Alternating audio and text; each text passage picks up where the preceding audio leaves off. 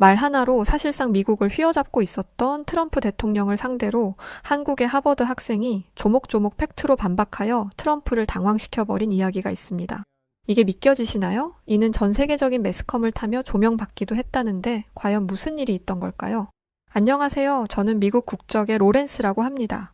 어릴 땐 멋진 여장군이 되고 싶었지만 지금은 국제정치학을 전공 중인 평범한 대학원생이에요. 하지만 언제나 마음속에는 튼튼하고 멋진 여장군으로서의 로렌스가 살아 숨쉬고 있죠. 세상엔 언제나 정의가 중요하다고 생각하는 약자의 수호신 로렌스 장군 말이에요. 무튼 그랬던 저라 저는 어릴 때부터 뉴스에서 국제 분쟁이나 정치적 이슈가 나올 때마다 부모님께 질문하곤 했답니다. 저 나라들은 왜 자꾸 싸우는 거야? 그럼 왜 하필 저기에 미국이 끼어드는 건데? 라고요. 지금 생각하면 우리 부모님도 참 난감하셨을 것 같아요. 이걸 어디서부터 어디까지 설명해 주느냐도 그렇고요. 하지만 그럼에도 불구하고 지금의 저를 여기까지 있게 만들어준 게 바로 그 질문들이었던 것 같아요. 그렇게 꿈을 안고 성장했지만 최근엔 저도 남들과 다름없이 삶에 찌들어 큰 꿈 없이 그저 그렇게 대학원 생활을 하고 있었답니다. 그러던 제게 마치 마른 하늘의 날벼락처럼 갑자기 뚝 떨어져 제 정의감을 불타게 한 한국인 사건이 있었는데요. 지금부터 설명해 드릴게요. 평소와 다름없던 이번 학기, 저는 현대 군사력과 경제 발전이라는 강의를 수강하게 되었어요. 솔직히 말하면 처음에는 제가 들어본 중 제일 재미없는 강의가 될 거라는 생각이 들었죠. 군사력은 재미있어 보였지만 경제 발전은 재미없어 보였거든요. 지루하고 졸릴 게 뻔하다고 생각했죠. 특히나 이 강의의 주제가 아시아 쪽으로 흐르기 시작할 때부턴 정말 관심이 뚝 떨어져서 이 강의 시간마다 졸기도 했답니다. 미국은 강대국이고 저는 트럼프의 기행을 따라잡아 이해하는 것만도 바쁜 상황이었거든요. 머나먼 아시아에 대해서는 특별히 깊이 알아본 적도 없었고 그저 학점 채우는데 필요한 부분일 뿐이라고 생각했어요. 그나마 제 머릿속에서 아시아는 그냥 포장 자주 해먹는 중국 음식과 독특한 애니메이션을 잘 만드는 일본 정도로 간단히 정리될 정도였죠. 물론 현대 군사력이라는 주제는 좀 달랐어요. 아직 제 안에 남아있는 여장군이 되길 꿈꾸던 어린 로렌스의 심장을 뛰게 하기에 충분한 매력이 있었으니까요. 아참, 군사력에 대한 제 견해를 먼저 말씀드리자면 저는 군사력의 핵심은 단순히 총이나 전차 같은 장비에만 있는 게 아니라고 생각해요. 저는 늘 군사력의 진정한 힘은 기술력과 전략, 이 두 가지에 있다고 믿어왔죠. 하드웨어만 강한 나라는 전쟁에서 승리할 수 없고 이를 얼마나 효과적으로 활용하느냐가 승패를 가르는 열쇠라고 생각하거든요. 예를 들어 세계 2차 대전 당시 독일의 에르빈 롬멜 장군이 그런 예시예요. 그는 사막의 여우라는 별명으로 불리며 기동전술의 교과서를 썼고 미국도 오마 브래들리와 같은 뛰어난 전략가를 통해 연합군의 승리를 이끌기도 했죠. 물론 최근에는 시대가 좀 달라지긴 했어요. 군사 전략도 중요하지만 여기에 더해서 기술의 중요성까지 부각되는 시대가 되었죠. 그러다 보니 특히 AI 기술이나 사이버전 같은 신개념 전쟁 분야도 꽤나 흥미로운 분야로 거듭난 것 같아요. 이 분야에서는 몇몇 국가들이 굉장히 주목받고 있는데 솔직히 저는 처음에 다른 나라들 사이에 한국이라는 나라가 이 리스트에 올라 있으리라고는 상상도 못했어요. 제가 알기로는 AI 기술이나 방위산업 쪽에서는 늘 미국, 중국, 러시아 정도가 선두에 서 있는 줄로만 알았거든요. 그런데 이번 강의를 준비하며 우연히 알게 된 이름이 있었는데 바로 로버트 에이브럼스 장군님이세요. 이분은 한미연합사령관을 역임한 미국의 장군인데 인터뷰에서 한국의 군사력과 기술력을 굉장히 높이 평가하더라고요. 그는 특히 한국이 자체적으로 발전시킨 방위산업, K-시리즈의 장비들이 세계적인 수준이라고 말했어요. 이 말을 듣고 저는 머릿속에 큰 물음표 하나가 자리한 상태였죠. 그냥 예의상 한 말인가 하는 생각까지 했을 만큼요. 아시아 쪽으로 강의 주제가 흘러가자 제 머릿속엔 그나마 이 생각 하나가 자리 잡고 있었어요. 다른 건 다 흥미없지만 과연 한국이 정말로 그렇게 굉장한 나라라는 게 사실일까? 아니면 에이브럼스 장군이 그냥 동맹국이라 덕담을 한 걸까? 물론 지금은 그런 의문을 가지고 강의실에 들어섰던 제 자신을 돌이켜보면 참 편협했구나 싶기도 하답니다. 자, 본격적으로 이 이야기는 그날 강의실에서 벌어진 일로부터 시작됩니다. 첫 수업날 교수님께서는 군사력과 기술력이 국가의 위상에 어떤 영향을 미치는지 논의해보자는 주제로 강의를 시작하셨어요. 강의는 흥미롭게 진행되었고 정말 제 의문을 알고 계시기라도 한 듯이 강의 내용에는 한국이라는 나라가 자주 언급되기 시작했죠. 교수님은 한국의 방위비 지출과 방위산업 발전 상황, 그리고 나토 훈련에서의 성과를 보여주는 자료를 화면에 띄우며 열심히 강의를 하셨습니다. 그런데 그때였어요. 내 옆자리에 앉아있던 같은 미국 유학생 앤드류가 갑자기 손을 번쩍 들며 말을 꺼내더군요. 교수님, 강의는 더 정확해야 한다고 생각합니다. 솔직히 말해서 말이 좋아 그나마 살아남은 거지 한국이 무슨 군사 강국인가요? 트럼프 대통령도 말씀하셨잖아요. 한국은 방위비도 제대로 내지 않고 미국 덕분에 지켜지는 나라라고요. 솔직해지자고요. 저는 한국이 군사력을 논할 자격은 없다고 보는데요. 앤드류의 발언은 강의실 분위기를 순식간에 얼어붙게 만들었습니다. 몇몇 학생들은 고개를 끄덕이며 동조했지만 다른 학생들은 불편한 표정을 감추지 못했습니다. 저는 조용히 그의 말을 듣고 있었지만 이 발언이 과연 타당한지 의문이 들기 시작했어요. 그래도 에이브럼스 장군이 인정한 한국인데 저런 소리를 들을 정도인가 싶었거든요. 그때 강의실 앞쪽에 앉아있던 한 학생이 손을 들었어요. 평소 조용했지만 성적이 항상 우수권이어서 얼굴과 이름은 알던 학생이었는데요. 저는 그 순간 아! 하는 소리를 내고 말았습니다. 왜냐면 그 학생이 바로 한국인이었거든요. 모두가 순식간에 그 학생에게 시선이 집중된 그 순간 교수님은 그를 향해 고개를 끄덕이셨어요. 저는 그가 앤드류에게 네가 뭘 아냐고 비난을 퍼부을 거라고 생각했죠. 그런데 그 친구는 오히려 차분하게 말을 시작했어요. 방위비 분담에 대한 말씀을 하셨는데 그 발언은 조금 오해가 있는 것 같습니다. 한국은 GDP 대비 2.7% 이상을 국방비로 지출하고 있거든요. 이는 나토의 권장 기준을 훨씬 초과하는 수치입니다. 미국과 비교해도 크게 차이가 나지 않죠. 지금 그 말은 미국도 방위비를 제대로 내지 않는다는 이야기나 마찬가지입니다. 그렇게 생각하시는 건가요? 라고 말이죠. 예상치 못하게 실질적으로 수치, 숫자를 가지고 말을 하자 모두가 당황스러워하는 분위기였어요. 약간 그런 거 있죠. 경기를 보는데 누구나 다 질 거라고 생각했던 제일 약한 학생이 알고 보니 전설의 선수의 후손이어서 엄청난 힘을 가지고 있었다 이런 분위기요. 물론 가장 당황스러워하는 사람은 앤드류였습니다. 앤드류는 급하게 자신의 자료를 뒤적거리더니 이내 뭔가를 찾은 듯 의기양양한 얼굴로 대응하기 시작했어요. 오케이, 그렇다 치죠. GDP 대비 비율이 높다는 건 인정합니다. 하지만 문제는 그게 아니에요. 그 돈으로 실제로 뭘 해냈느냐가 중요한 겁니다. 한국이 자주 국방을 이야기하지만 결국 미국이 없으면 북한과의 대치를 어떻게 유지하겠습니까? 미군이 철수한다면 한국의 방어력이 지금처럼 유지될 수 있다고 보세요? 그리고 K방산? 뭐 그런 거 다 좋습니다. 하지만 나토 훈련에서 인정받았다니 그건 결국 동맹국이니까 미국이 뒤에서 지원해준 거 아니겠습니까? 한국은 결국 도움을 받아 간신히 위상을 유지하는 것뿐이에요. 허울뿐이라고요. 물론 솔직히 말해서 한국 같은 나라가 미국처럼 글로벌 군사력을 가질 필요도 없긴 합니다. 미국이 뒤에서 지원해주고 있는데 굳이 자주 국방이니 뭐니 하면서 돈 낭비할 필요가 있겠나요? 제가 보기엔 그냥 효율적으로 미국을 활용하는 게 맞는 것 같아요. 지금처럼 꼭두각시 노릇이나 하면서 말이죠. 앤드류는 이런 식으로 논리를 펴며 미국의 영향력이 없으면 한국의 군사력이 과연 실질적으로 어느 정도인지 의문이라고 강조했어요. 나름 일리가 있는 말에 학생들은 맞다고 호응을 하기도 했죠. 저는 내심 마음 한켠으로는 한국인 학생이 이겼으면 하는 마음이 있었기 때문에 좀 안타까운 심정이었어요. 이대로 그냥 토론이 끝날 줄 알았거든요. 그런데 더 이상 할 말이 없을 줄 알았던 한국인 학생은 다시 매너 있게 손을 들더니 말을 이었습니다.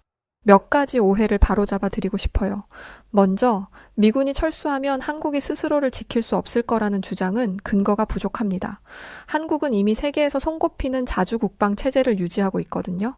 북한과 대치하는 상황에서 단순히 미국의 지원만을 의존했다면 지금처럼 안정적인 방어 체계를 구축하지 못했겠죠.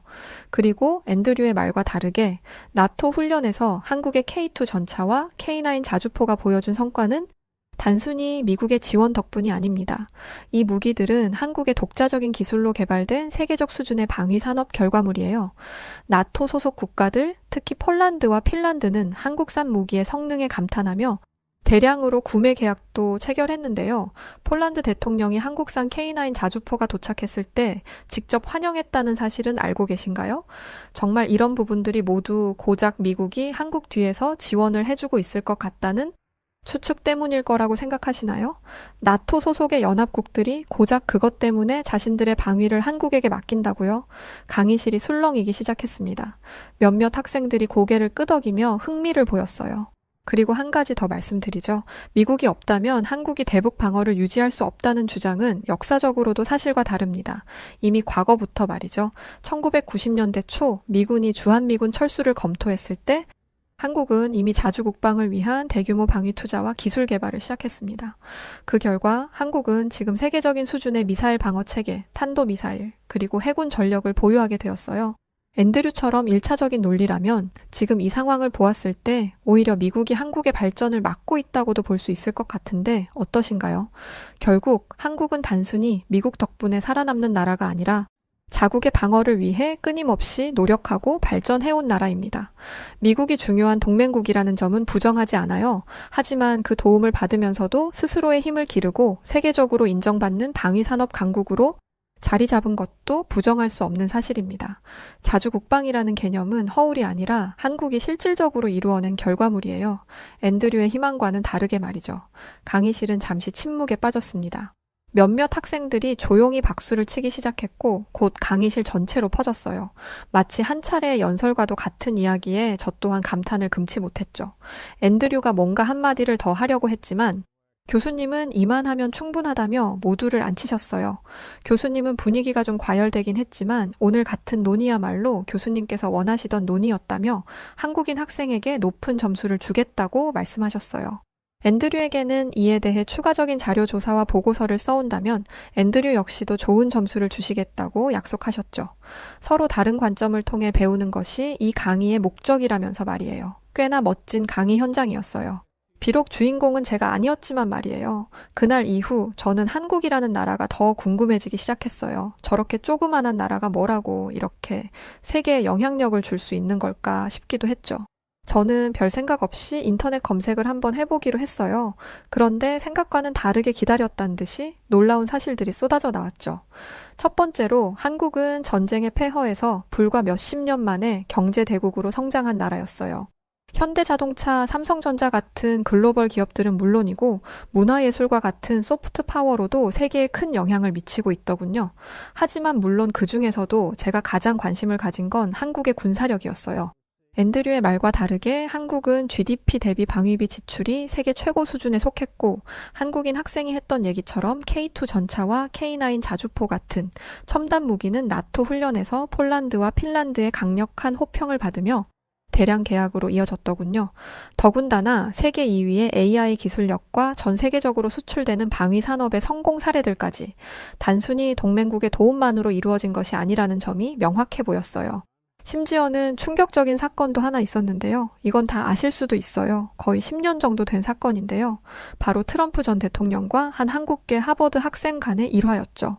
2016년 도널드 트럼프는 미국 대선 후보로 활동하며 공개적으로 한국은 방위비를 제대로 부담하지 않고 미국에 의존한다는 주장을 여러 차례 떨치고 다녔어요.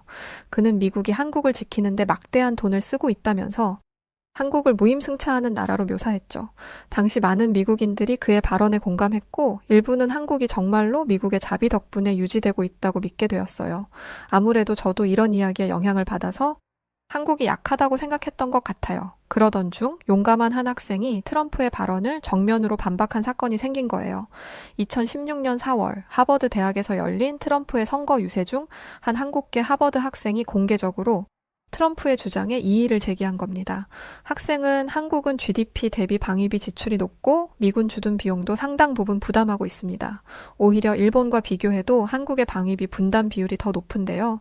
트럼프 후보께서 말씀하시는 한국의 무임승차로는 사실과 다릅니다. 라고 조목조목 반박했어요. 트럼프는 그건 푼돈이잖아. 라고 소리치며 처음엔 농담으로 넘기려 했지만 학생의 논리적인 주장이 이어지자 약간 당황한 모습을 보였습니다. 그는 말끝을 흐리며 미국은 언제나 동맹국들에게 희생을 요구당한다는 말로 대화를 종결지으려 했지만 이미 그 장면은 많은 사람들에게 깊은 인상을 남기고 말았죠. 이게 믿겨지시나요? 말빨 하나로 사실상 미국을 휘어잡고 있다 해도 과언이 아닌 트럼프가 이 어린 학생에게 말빨로 밀려서 당황하는 모습이 전 세계적으로 매스컴을 타다니요. 굉장한 사건이었죠. 이 이야기를 접한 저는 충격을 받고 말았어요. 트럼프에게 반박하다니 이런 게 문제가 아니라 정확한 데이터를 바탕으로 한국의 현실을 당당히 이야기한 한국계 학생의 태도에 더 감탄했죠. 그 학생은 자신이 믿는 바를 논리적으로 두려움 없이 표현하고 있었어요. 아, 이게 한국인의 기계인가? 강의실에서 앤드류를 반박했던 한국인 학생의 모습이 떠오르더라고요. 비슷한 모습이었습니다. 그 순간 깨달았어요. 이 두 사례는 한국이라는 나라가 어떻게 군사력과 경제력까지 강한 나라로 거듭날 수 있었는지를 이해하게 만들어주는 기반과도 같았어요. 한국의 강점은 자신감, 그리고 명확한 상황 판단, 또 불합리한 비판에 맞서 싸울 수 있는 용감한 태도에서 비롯된다는 것을요. 한국이 괜히 호랑이의 민족이라고 불리는 게 아닌 것 같더라고요. 저는 점점 더 한국에 빠져들기 시작했습니다. 작은 반도 국가가 이렇게 큰 영향력을 가지게 된 배경은 무엇인지, 도대체 그 문화적 자신감은 어떤 역사적 노력에서 시작된 건지 더 궁금해졌죠. 며칠 후 수업 시간에 조별 과제가 발표되었습니다. 저는 영국에서 온 친구 알렉산더와 팀을 이루게 되었죠. 알렉산더는 마치 유복한 환경에서 엘리트 교육만 받고 자란 것이 얼굴에 쓰여 있는 것 같은 친구였어요. 이름부터가 알렉산더라니 다들 한 번씩 웃기도 하고 힐끔 괜히 한 번 더 보기도 하는 친구였죠. 깔끔한 옷차림에 품격 있는 말투, 자신감 넘치는 태도까지 그야말로 금수저라는 단어가 어울리는 친구였거든요. 알렉산더는 역시나 자신감 넘치는 표정으로 제게 말했어요. 자기가 생각한 주제는 이미 있다고요. 바로 유럽 방위 산업과 군사력이었죠. 뻔한 이야기였어요. 저는 그에게 단호하게 말했죠. 아니, 이번 주제는 한국이 좋겠다고요. 네, 당연히 충돌이 일어났어요. 전쟁의 서막이랄까요? 그는 답답한 듯이 우아한 영국인 말투로 말했어요. 갑자기 웬 뜬금없는 한국이냐는 거냐며 유럽이 방위 산업의 중심이라고 말이죠. 독일, 프랑스, 이탈리아, 그리고 영국까지 모두가 방위 산업의 역사를 이끌어온 나라들이라고. 알렉산더는 마치 잘못된 선택을 하고 있는 중생을 구제해주고 싶다는 듯한 눈빛으로 말했습니다. 저는 웃음을 애써 참으며 대답했어요. 그건 알지만 네 생각과 다르게 한국도 엄청나다고 말이에요. 얼마 전에 앤드류 못 봤냐고도 말했어요. 앤드류가 당한 그날의 망신이라니. 알렉산더는 약간 당황한 듯 보였지만 애써 이를 감추는 것 같았죠. 알렉산더는 생각하는 듯 하더니 이렇게 제안을 해왔어요. 각자 자료를 조사해와서 어떤 주제로 보고서를 쓸지 결정하자고. 제가 가져온 자료가 더 흥미롭다면 한국으로 하겠지만 그럴 가능성은 아주 낮을 거라고 하며 말이죠. 그래, 괜찮은 생각이다 싶었어요. 저는 자신 있었거든요. 그렇게 각자 자료를 조사하기로 하고 며칠 뒤 저희는 약속한 스터디룸에서 다시 만났습니다. 알렉산더는 의기양양한 표정으로 앉아 있었죠. 그런 그를 보자니 살짝 걱정도 되긴 하더군요. 이 녀석 또 얼마나 방대한 자료를 준비해왔을까 싶어서요. 알렉산더는 항상 철저히 준비해오는 타입이라 유럽 방위 산업에 대한 자료가 얼마나 탄탄할지 예상이 갔거든요. 그리고 이윽고 알렉산더가 입을 열었어요. 로렌스, 난 우리가 합리적인 결정을 내려야 한다고 생각해. 또 그 우아한 말투로 아주 형식적인 이야기를 하고 있었죠. 저는 한숨을 내쉬었어요. 일단 자료나 좀 보자고 하려는데 그때 알렉산더의 입에서 뜻밖의 이야기가 나오더군요. 그래서 이번 자료는 한국을 기반으로 보고서를 쓰는 게 맞겠어 라고 말이죠. 엥? 이게 무슨 소리지? 유럽이 최고라더니 왜 갑자기? 하는 얼굴로 저는 알렉산더에게 되물었어요. 그러자 알렉산더는 자신이 준비해온 방대한 자료들을 띄우며 말하더군요. 유럽 방산 현황을 조사하던 중에 흥미로운 사실을 알게 됐거든. 지금의 유럽 국가들은 자신들만의 힘을 믿던 과거와는 달라. 유럽 국가들이 최근에 제일 많이 의존하고 또 희망을 갖고 있는 곳이 어딘지 알아? 바로 한국이야. 한국 방산 기업이라고. 특히 모두가 말했던 나토 훈련 자료를 자세하게 살펴봤는데 한국의 전차와 자주포뿐만 아니라 여러 방산 무기들이 엄청난 평가를 받고 있더라고. 그는 자료를 넘기며 말했습니다. 폴란드와 핀란드가 한국 장비를 대량 구매한 사례, 나토 훈련에서 K2 전차와 K9 자주포가 보여준 기동력과 정확성, 그리고 폴란드 대통령이 K9 자주포를 맞이하며 기념사진을 찍는 장면까지 포함되어 있었죠. 저조차도 이렇게 자세하게는 아직 조사하지 않았어서 그 기념사진을 보고 있자니 허 하는 소리가 나오더라고요. 여기 봐. 폴란드 대통령이 한국산 K9 자주포가 도착했을 때 직접 환영 연설까지 했어. 심지어 기존의 독일제 전차를 쓰던 나라들이 이제는 K2 전차로 교체를 고려하고 있더라고. 유럽 방산 강국이라고 불리던 나라들이 왜 한국 장비를 선택했는지 생각해보면 이건 정말 대단한 일이야. 알렉산더는 아직 끝나지 않았다고 더 큰 게 있다는 이야기를 꺼냈습니다. 바로 한국과 사우디아라비아 간의 잠수함 계약 협상 이야기였죠. 알렉산더는 노트북 화면에 한 기사를 띄워주었습니다. 사우디아라비아가 한국의 장보고 3 잠수함 기술에 엄청난 관심을 보이고 있다는 내용이었는데요. 이 잠수함이 세계적인 수준의 리튬 이온 배터리를 탑재했고 이 배터리 덕분에 기존 디젤 엔진 잠수함보다 작전 지속 시간이 훨씬 길어졌으며 특히 사우디가 걸프 해역에서의 작전을 위해 잠수함 전력을 강화하려고 하려던 중이라 기존의 프랑스제와 독일제 잠수함 대신 한국 잠수함을 우선적으로 검토하고 있다는 것이었어요. 그는 화면을 넘기며 자료를 더 보여줬습니다. 게다가 이 잠수함은 3,000톤급으로 중형급 잠수함임에도 불구하고 수직 발사 시스템 VLS를 탑재해 장거리 탄도미사일까지 발사할 수 있어. 사우디는 이 무기를 통해서 이란과의 군사적 경쟁에서 우위를 점하려고 하고 있는 것 같아 알렉산더는 잔뜩 들뜬 것 같았습니다. 아무래도 이번 보고가 아주 잘 될 거라는 기대감이 있는 것 같았어요. 사우디는 잠수함 도입에 대해 기존의 프랑스와 긴밀히 협력해 왔는데 이제 한국을 더 진지하게 고려하고 있어. 이미 사우디의 고위급 인사들이 한국을 방문해 기술 시연을 본 상태야. 프랑스 잠수함은 납기와 기술 요구를 제대로 맞추지 못했는데 한국은 이런 부분에서 큰 신뢰를 얻고 있는 것 같더라고. 그 이야기를 듣고 있자니 저는 머릿속에 백조가 떠올랐어요. 물 밖에선 우아하지만 물 밑에선 쉼없이 발장구를 치고 있다는 그 백조가 말이에요. 한국은 늘 우아하고 조용하게 지내오고 있는 것 같았지만 사실 누구보다도 치열하게 경쟁력을 키우고 있었던 거죠. 이게 끝이 아니었습니다. 알렉산더는 이어서 한국의 전투기에 대한 이야기도 꺼냈어요. 그 주인공은 한국이 개발한 KF-21 보라매였죠.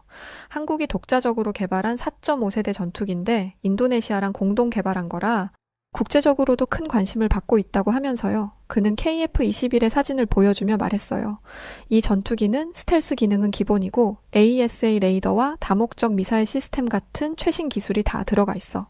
특히나 중요한 건 한국이 이걸 자체적으로 개발했다는 거지. 이 전투기가 제대로 자리 잡히면 한국은 전투기 수출에서도 큰 영향력을 발휘하게 될 거야. 이미 동남아시아와 중동 지역에서 관심을 보이는 나라들이 많아지고 있거든. 어때? 이렇게 되면 우리가 한국에 대해서 무조건 발표해야 될 것 같지 않아? 흥분한 알렉산더를 보며 저는 웃음을 터뜨리고 말았어요. 그래, 거봐. 내가 한국에 대해서 발표하자고 했잖아? 라는 말이 턱끝까지 올라왔지만 그냥 말하지 않기로 했죠. 알렉산더가 저보다도 더 한국에 푹 빠진 것 같았거든요. 알렉산더는 한국이 완전히 새로운 수준의 방산 강국으로 자리 잡으려 하고 있다며 전차, 자주포, 잠수함, 그리고 이제 전투기까지 한국은 글로벌 방산의 모든 주요 분야를 커버할 수 있는 나라가 되었다고 평가했어요. 맞는 말이었죠. 그날 우리는 결국 주제를 한국으로 확정했습니다. 한국의 방위 산업과 그들이 세계에 미친 영향을 탐구하는 과제는 이제 저와 알렉산더 모두에게 흥미로운 도전 과제가 되었죠. 처음에 어떻게 유럽을 두고 한국 같은 이야기를 하느냐며 코웃음을 치던 알렉산더의 모습이 떠올랐지만 애써 참아보기로 했어요. 어쨌든 이젠 열심히 하니까요. 하하. 발표 당일, 저는 발표 자료를 들고 미리 세팅을 하기 위해 일찍 강의실에 들어섰습니다. 그런데 강의실 구석에서 들려오는 익숙한 목소리에 걸음을 멈추게 되었죠. 바로 앤드류였습니다. 그런데 대화 주제가 심상치 않더군요. 앤드류는 언제 왔는지 몇몇 학생들을 모아놓고 한국에 대한 비난을 늘어놓고 있었어요. 그놈의 검은 머리 동양인들을 왜 그렇게 싫어하는 건지 모르겠지만 속으론 그랬죠. 그래도 한국을 건드는 건 좀 오바지라고요. 앤드류는 학생들 사이에 껴서 이런 말을 하고 있었습니다. 내가 말했지? 한국 같은 나라는 자립할 수 없다고. 너희들 한국이 얼마나 후진적인 곳인지 알아? 아직도 길거리 노점에서 밥을 파는 게 걔들의 주요 경제 활동이야. 제대로 된 기술력은 전부 외국에서 가져다 쓰는 거고 미국 없이는 아무것도 못한다고. 앤드류는 거의 90년대에나 있었을 법한 이야기를 사실인 양 떠들어대고 있었습니다. 저는 듣다 못해 한 걸음 다가갔어요. 근데 그런 저를 추월해서 가는 자가 있었으니 바로 영국인 알렉산더였죠. 알렉산더는 특유의 그 우아한 말투로 말했어요. 앤드류, 도대체 그런 낡아빠진 정보는 어디서 얻는 거지? 라고 말이죠. 앤드류는 갑작스런 알렉산더의 등장에 당황한 것 같았어요. 그 나긋한 말투로 먹이는 지적이라니. 알렉산더는 학생들에게 오늘 우리의 발표를 들어보라고 말하고는 자리로 돌아갔죠. 모두가 킥킥거리는 가운데 이윽고 저희 조의 발표가 시작되었어요. 알렉산더와 저는 차례로 한국의 K2 전차와 K9 자주포의 나토 훈련 성과, 폴란드와 핀란드의 대량 구매 계약, KF-21 전투기의 개발 과정, 그리고 사우디아라비아와의 장보고3 잠수함 협상까지 심도 깊은 이야기를 발표했습니다. 특히 한국의 기술력과 자립적 방위 전략이 단순히 동맹국에 의존하는 것이 아니라 글로벌 무대에서 신뢰를 얻어낸 결과라는 점을 강조했죠. 발표가 끝난 후 강의실은 조용했습니다. 앤드류를 포함한 몇몇 학생들이 멍하니 우리를 바라보는 모습을 보니 우리가 전달하고자 했던 메시지가 제대로 전달된 것 같았죠. 결과는 네, 성공이었어요. 그날 이후 저와 알렉산더는 자연스럽게 한국 방위 산업에 더 깊은 관심을 가지게 되었습니다. 단순히 보고서를 위한 연구로 시작했지만 어느새 우리는 한국의 방위 산업이 가진 잠재력과 혁신성에 완전히 빠져버려 있었죠. 제 안에 어린 여장군 로렌스가 꿈틀대는 것 같았어요. 결국 저와 알렉산더는 이야기 끝에 결단을 내렸습니다. 어떤 결단인지 궁금하시죠? 바로 한국 방위산업체에서의 글로벌 인턴십이에요. 이제 우리는 목표를 구체화하고 있어요. 알렉산더는 이미 영국의 명문 사립학교에서 공부하며 탄탄한 네트워크와 경험을 쌓아온 터라 글로벌 기업에 지원하는 데 자신감이 넘쳤죠. 저도 도와주었고요. 저도 국제정치학을 공부하며 쌓아온 데이터 분석 및 국제관계에 대한 이해를 무기로 삼아 방위산업 기업에서 일할 가능성을 탐색하기 시작했죠. 특히 우리는 한국의 대표적인 방산 기업인 한화디펜스, 현대위아, LIG 넥스원과 같은 회사들에 대해 철저히 조사하며 인턴십을 준비하기 시작했어요. 한화디펜스의 K9 자주포 개발 과정, LIG 넥스원의 미사일 시스템, 그리고 현대위아의 차세대 군사장비 생산 라인 등 각 기업이 방산 분야에서 이룬 성과들은 우리의 흥미를 더욱 자극하기 충분했어요. 우리는 이제 함께 자료를 모으고 지원서와 자기소개서를 준비하며 우리의 새로운 목표를 이루기 위해 준비하고 있어요. 이제 우리는 새로운 여정을 시작하려 해요. 한국 방위산업을 이해하고 그 혁신적인 발전에 기여하러 갈 거예요. 작은 아이디어가 만들어낸 큰 변화처럼 우리의 도전도 언젠가 큰 결실을 맺을 것이라 믿으며 한국, 저희를 기다려주세요. 지금 달려갑니다. 네, 오늘 사연 여기까지입니다. 작은 강의실에서 시작된 하나의 논쟁이 두 사람의 목표를 바꾸고 한국이라는 나라를 새로운 시각으로 바라보게 만든 이야기였는데요. 한국이 전투기나 전차는 물론 이제는 잠수함까지 수출하면서 세계 무대의 주인공이 되어가고 있다는 이야기는 언제 들어도 참 반가운 이야기인 것 같습니다. 앞으로도 멋진 도전을 이어갈 우리나라 기업들, 그리고 또 로렌스와 알렉산더의 여정이 기대되지 않으신가요? 그럼 저는 사연을 전해드렸던 여우튜브 송은지였습니다. 다음에 또 더 기대되는 다른 이야기, 다른 사연자의 사연으로 다시 돌아오겠습니다. 영상 끝까지 시청해주신 모든 분들 감사드리고 항상 사랑 주셔서 진심으로 고맙습니다. 사랑합니다. 당신만의 유튜브가 될래요. 당신만의 사연을 들려드릴게요. 언제나